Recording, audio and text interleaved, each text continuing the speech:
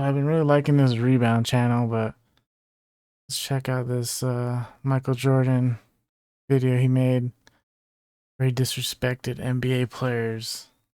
Go. Disrespected NBA players. And Jordan's beef with his own teammate, Steve Kerr, got so violent, their own coach had to get involved. It was 1995, and Steve Kerr was playing in his first practice game with Jordan. For some reason, Coach Phil Jackson decided to have Jordan and Kerr guard each other. At this point, Jordan didn't know who Kerr was, so he had no respect for him. Jordan started talking trash, roughing Kerr up, and surprisingly, Kerr was talking trash right back. Now, if you know Jordan, that's not gonna slide. So he decided to make this practice physical. Jordan got the ball, drove to the basket, and hit Steve Kerr with a hard foul. Obviously, this frustrated Kerr. So on the very next play, he wanted to return the favor. Driving up the court, Kerr hit Jordan with an elbow right to the chest. Damn. And that is when Jordan lost it. He hauls off and hits me in the chest. And I just haul off and hit him right in the eye. This man literally gave his teammate a black eye. Not only that, but right when this happened, the entire team had to come and break the fight up. And then Phil Jackson had to kick Jordan out of practice. And if Jordan was willing to do that to his teammate, what the hell did he do to people he was up against? Well, in the 1996 NBA Finals, Michael Jordan destroyed Hall of Famer Gary Payton. The Bulls beat the Supersonics 4-2, and Jordan collected his 4th championship ring. But 25 years later, Gary Payton thinks Jordan beat him by luck. He was being interviewed for Jordan's documentary The Last Dance. And in that interview, Gary has all types of wild takes. He talks about beating Jordan up, slowing him down, getting aggressive with him. I made it a point. I said, just tire him out. Tire the out of him. You just gotta tire him out. And if he had done that just a little bit earlier, they probably could have won the finals. Now, the beautiful thing is, with this documentary, Jordan got to see a clip of Gary talking about this, and his reaction became one of Michael Jordan's most iconic, disrespectful moments. Hitting him and banging him and hitting him and banging him. It took a toll on Mike. It took a toll, and then I feel myself pressing him a little bit, and then the series changed. And I wish I could have did it earlier. I don't know if the outcome would have been different, but it was a difference and beating him down a little bit. This man doesn't even have to respect one of the biggest trash talkers in NBA history, Kevin Garnett. Well, it was 1996, and Garnett's Wolves were facing Jordan's Bulls. With it being Garnett's rookie season, this game shouldn't have been close. But shockingly, they were only down by 3 points at halftime. Garnett and his teammate J.R. Ryder were having a great game. So, with Garnett feeling himself, he made the biggest mistake of his entire career. He decided to start talking trash. Garnett was telling JR, keep killing Jordan out there, that they were destroying him, that it was easy. But what he didn't realize was that Michael Jordan was standing right next to them, and he could hear every word they were saying. And at that point, it was too late. Jordan came out at the second half and lit the Wolves up, completely destroying any hope they had at winning, going up by 21 points, with Jordan scoring damn near every basket. And with the clock winding down, Garnett was pulled out of the game. That is when Jordan walked by the Wolves bench, and he let Garnett know to never disrespect the GOAT again. Next thing you know, we over there like this. And Mike came down. Okay, young fella, okay, damn, young fella, damn, y'all done? Damn, young fella. Never talk shit to Mike ever again in life. Yeah, Garnett learned his lesson right then and there. But there's one NBA legend that doesn't give a damn who Michael Jordan is. I'm talking about Charles Barkley. The disrespect between Barkley and Jordan got so bad, it cost them their entire friendship. They met as rookies in 1984, and over the next few seasons, they grew to respect each other's game. And by 1992, they were best friends, going golfing together, grabbing drinks, puffing cigars. They were just having a good time. However, it didn't matter how friendly they were away from basketball, because when it came time to ball, they wanted to kill each other. During the 1993 finals, Jordan was willing to do anything to beat Charles Barkley. So, right before Game 4, he decided to give Charles a $20,000 diamond earring. What a great friend, right? Well, Jordan later told his assistant coach why he really did that, saying, "Charles won't get in my way the rest of the series. What's 20,000 to me? He thinks we're great friends? I hate that fat f***. Damn, Jordan's over here playing 4D chess." But the disrespect doesn't stop there. Even after Barkley's career was over, Jordan took every opportunity that he could to disrespect the poor guy. Well, we got you there, Michael. How your ribs feeling, by the way? A lot better. And we've tried to get some answers out of Charles here. Maybe we'll reveal what you say. I'm just glad his little ribs are all right. He's been whining about them for like 2 or 3 weeks now. Don't worry about it, Charles. You can forget I'm still the boss. If you need a job, I advise you to be quiet. Well, are we going to see this happen? Can you tell us anything tonight? No, I can only tell you that I have a very good player coming to Washington, D.C., and I may not need another. I was going to say, and his name and his initials are not CB. I tell you what. Not CB. KB is pretty good. I appreciate that. No problem. I'm not sure I might even consider coming there until you up the ante. Stay at TNT. I think that's your best effort. I appreciate that. No problem. Damn. Sheesh. That was disrespectful. But you want to know what else is disrespectful? Not dropping a like and subscribing to the on the Oprah Winfrey Show. Oh, no, he didn't. Wiser. I know when to eat, when not to eat. No, indeed. Now, you do say, though, that he is cheap. I've heard that. Oh, my God. I say that. Everybody says that. You You're believe not. that? No, I don't think. See, you're dressed. Something. He's dressed too well to be cheap. Thank He you very spends all much. his money on clothes. Oh, okay. But when you say he's I cheap, wish you spend Hey, something. all I got was this cheap Jordan stuff. is it true that you all still split the bill? That you wouldn't just say, "Let me take He care said of it"? that. No, you know, when you get in the limelight, you have a lot of freeloading friends. Yeah. I don't want him to ever think that That I'm you're just one of hanging the- out. Yeah. So we fight over the bill. But he is.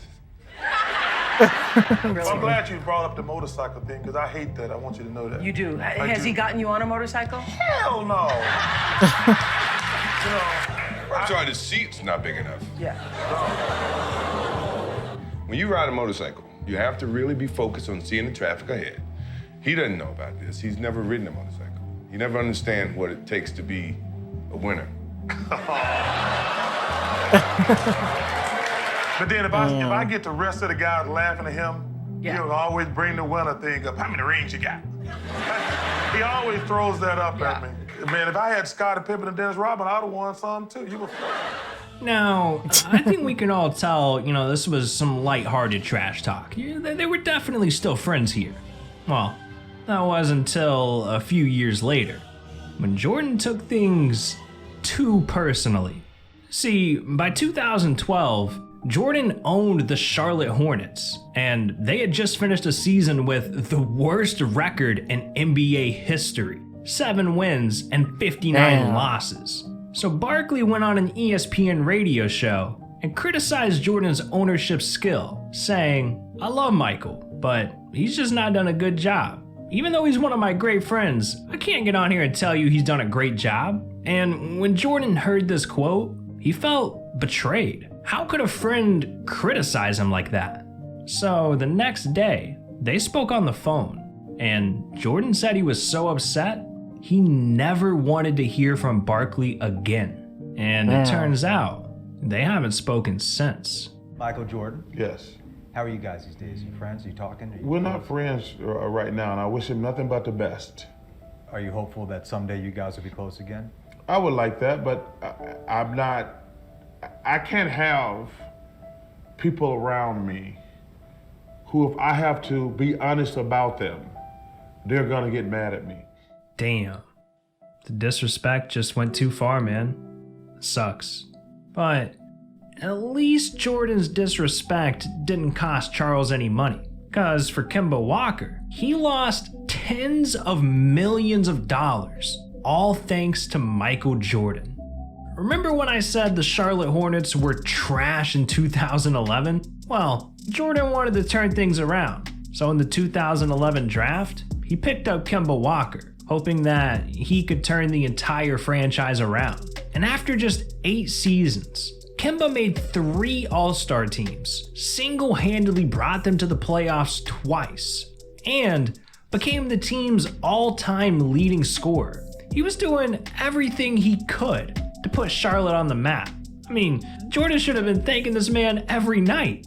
So when Kemba's contract expired in 2018, you'd think that Jordan would have done everything he could to make sure the best player he's ever had stayed in Charlotte. Right? Well, when the two sat down and tried to work out a deal, Jordan disrespected Kemba. Instead of paying him the $220 million that Kemba wanted, Jordan only offered him $160 million. That's $60 million less than what he asked for. And Kemba was upset. He knew that without him, the Hornets were going to be the laughing stock of the NBA. So with that, Kemba left immediately, and he let his agent know he wanted to play somewhere else. And just a few days later, he signed to the Boston Celtics for $140 million. That's less. Yeah, $20 million less than what Jordan offered. Kemba literally lost tens of millions of dollars just to spite Michael Jordan. But at least Kemba just walked away and didn't let things get out of hand. Because one time, a teammate tried to end Jordan's career because he was tired of all the disrespect. Back in 1988, Michael Jordan was still chasing his first NBA championship, and he was hoping to win it with his best friend, Charles Oakley. So when the Bulls ended up trading Oakley away, Jordan was furious. And there was no one better for him to take his anger out on than the guy that replaced his friend, Bill Cartwright. It started at their very first practice together. Jordan started calling the dude old, saying that he sucked, he was always hurt. Things got so bad, Jordan gave Cartwright the nickname Medical Bill. And it didn't stop at name calling.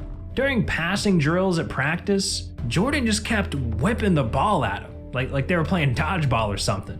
And this drove Cartwright to his breaking point. He was about to snap. One more sign of disrespect from Jordan, and he was gonna let him have it.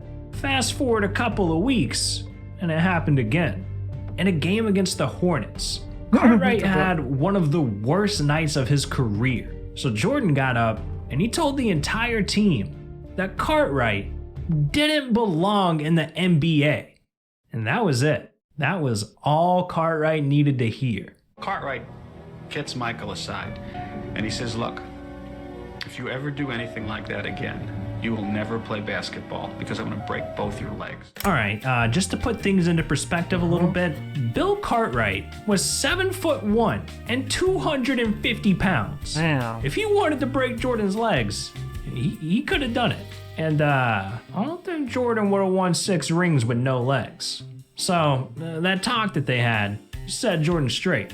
After that, he stopped the disrespect and they finally started getting along. I mean, in 1991, they even won their first of 3 titles together. So I guess that MJ trash talk ended up being a great thing for him. But not everyone can be so lucky. Sometimes Jordan might say something so disrespectful, it'll end an entire career. Like Muggsy Bogues.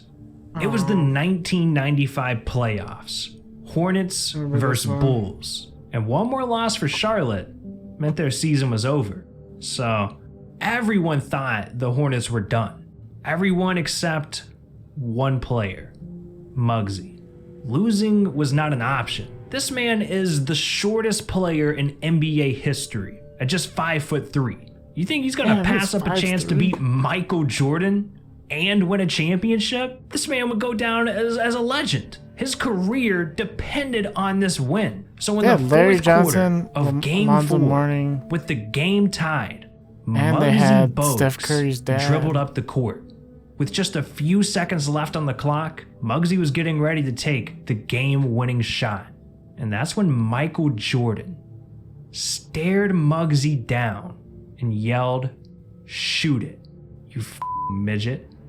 Jesus, man. This man needs to chill a little bit. This isn't an Xbox 360 lobby. You can't be saying that. You're finna get me canceled just reading the quote. Damn. As if being the shortest player in NBA history isn't hard enough. You gotta deal with MJ doing stuff like that. But I guess the trash talking worked, because Muggsy pulled up, took the shot, and missed it, losing the Hornets the game and the series. Muggsy's miss was the only thing he could think about. I mean, he even went on to tell Johnny Bott, a Bulls assistant coach, that this miss against Jordan was the one moment that ruined his career. And I mean, the stats back that up. Muggsy went from averaging 11 points a game to just 5. And he was out of the NBA entirely by 2001. But I mean, if you gotta look at the bright side, at least Muggsy didn't turn into a meme. Because there's a lot of moments in the NBA that get memed to hell. Like, what is even going on in this picture? How does this even happen? Oh, you want to hear more about that? I mean, with all that trash talk, he does have all the rings and MVPs, scoring titles, finals MVPs, all-star games, the points, the stats, never losing a finals. But yeah, he has everything to back it up, so.